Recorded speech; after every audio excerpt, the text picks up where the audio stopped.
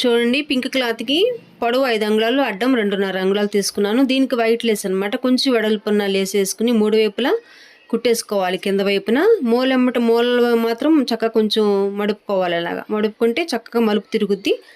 3 వైపులు ఇలా కుట్టుకోవాలి. ఒకవైపు వదిలేసాను చూసారా, ఇలా వదిలేసిన తర్వాత మధ్యన కూడా ఒక అరంగుళం వదులుకొని మళ్ళీ గీసుకుని దాని వైపున కూడా ఇంకో లేసు అలా వేసి కుట్టేసుకోవాలి. చూడండి, ఇంత గ్యాప్లో కుట్టుకుంటే చాలా బాగుంటుంది.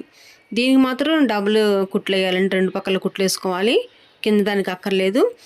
ఇలా కుట్టుకున్నాక మధ్యన థ్రెడ్ పెట్టేసుకుందాము. ఈ పై వైపున మాత్రం ఒక కుట్టేసుకుందామండి. కలుపుకొని కుట్టేసుకోవాలి.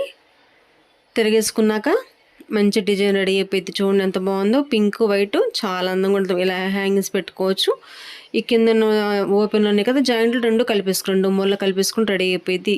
నచ్చితే ఒక లైక్ ఇవ్వండి. మా ఛానల్ సబ్స్క్రైబ్ చేయండి. ఓకే అండి, బాయ్.